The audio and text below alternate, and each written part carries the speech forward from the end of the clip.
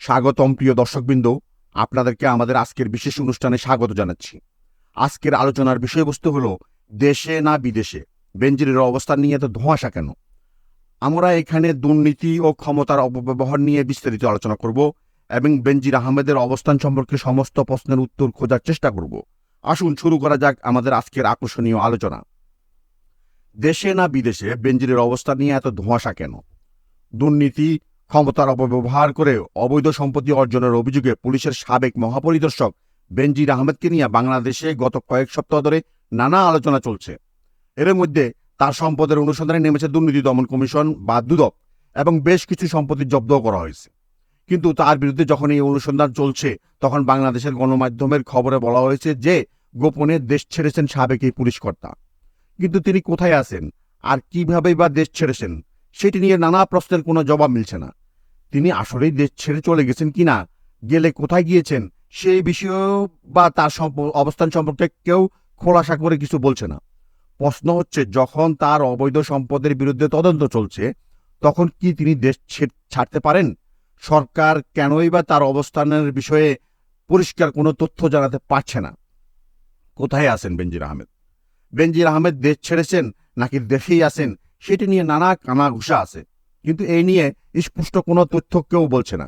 বাংলাদেশের গণমাধ্যমে যেসব খবর প্রকাশিত হচ্ছে তাদের মধ্যে অনেকেই দাবি করছে যে গত 4 মে সিঙ্গাপুর এয়ারলাইন্সের একটি ফ্লাইটে দেশ ছাড়েন সাবেক এই পুলিশ কর্তা।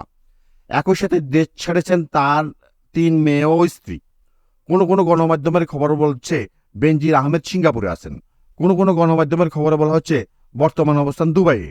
সর্বশেষ মঙ্গলবার একটি গণমাধ্যমের খবরে বলা হয়েছে তুরস্কে নিজের কেনা বাড়িতে আছেন সাবেক এই পুলিশ মহাপরিদর্শক।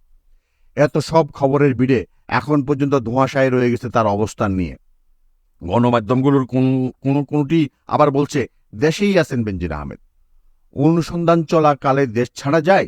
প্রশ্ন। সাবেক পুলিশ প্রধান বেনজির আহমেদের বিশাল বিত্ত বৈভব নিয়ে গত 31শে মার্চ প্রথম প্রকাশ করে দেশটির একটি সংবাদপত্র। এরপর বিভিন্ন গণমাধ্যমে তার সম্পদ নিয়ে খবর প্রকাশিত হয়। যেসব খবরে সাবেক আইজিপি ও তার পরিবারের সদস্যদের বিরুদ্ধে অবৈধ সম্পদ অর্জনের অভিযোগ উঠে আসে। এসব অভিযোগের প্রেক্ষিতে তথ্য যাচাই বাছাই করে গত 18 এপ্রিল অনুসন্ধানের সিদ্ধান্ত নেয় দুদক। এর 2 দিন পরে গত 20 এপ্রিল ভিডিও বার্তায় মিস্টার আহমেদ দাবি করেন তিনি ও তার পরিবারের নামে যে সব খবর প্রকাশিত হচ্ছে তা মিথ্যা ও অসত্য। গত 23শে মে মিস্টার আহমেদের সম্পত্তি ও ব্যাংক হিসাব জব্দের করার আদেশ দেন আদালত। বৃহস্পতিবার হাজির হবেন দুদকে? প্রশ্ন। সাবেক পুলিশ মহাপরিদর্শক বেনজির আহমেদের বিরুদ্ধে অনুসন্ধান শুরুর পর দুদকের কাছে একের পর এক তার সম্পত্তির নানা তথ্য বেরিয়ে আসছে বলে জানা যাচ্ছে। এই বিষয়ে জিজ্ঞাসাবাদের জন্য 6 জুন বৃহস্পতিবার মিস্টার আহমেদকে এবং 9 জুন তার স্ত্রী জিশান মির্জা সহ সন্তানদের দুদকে তলব করেছে। একই সাথে মিস্টার আহমেদের দেশের বাইরে যুক্তরাষ্ট্র, কানাডা ও সংযুক্ত আরব আমিরাতে সম্পদের বিষয়টি নিয়েও অনুসন্ধান করেছে। দুদক বলছে অনুসন্ধান কার্যক্রমের প্রক্রিয়া হিসেবে মিস্টার আহমেদকে জিজ্ঞাসাবাদের মুখোমুখি করতে ডাকা হয়েছে। দায় নিয়ে বিতর্ক যে কারণে।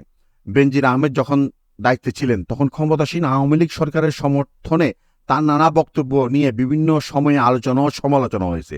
দায়িত্ব ছাড়ার পর মিস্টার আহমেদের দুর্নীতির খবর প্রকাশের পর এই নিয়ে এক ধরনের অস্বস্তিতে রয়েছে ক্ষমতাসীন আওয়ামী লীগ। বিরোধী দল বিএনপি বলছে মিস্টার আহমেদের দুর্নীতির দায় সরকার এড়াতে পারে না, কারণ তিনি ক্ষমতাসীন দলের ছত্রছায়ায় ও পদে থেকেই এই দুর্নীতি করেছেন। আজকের আলোচনায় আমাদের সাথে থাকার জন্য আপনাদের সবাইকে ধন্যবাদ। আমরা আশা করি যে দেশে না বিদেশে বেনজিরের অবস্থান নিয়ে এত ধোঁয়াশা কেন বিষয়ে আলোচনা আপনাদের উপকার আসবে এবং আপনাদের সব প্রশ্নের উত্তর মিলবে। আরও এমন আকর্ষণীয় ও শিক্ষণীয় বিষয় নিয়ে আমরা আবারও হাজির হব। ততক্ষণ পর্যন্ত সুস্থ থাকুন, নিরাপদ থাকুন। ধন্যবাদ এবং বিদায়।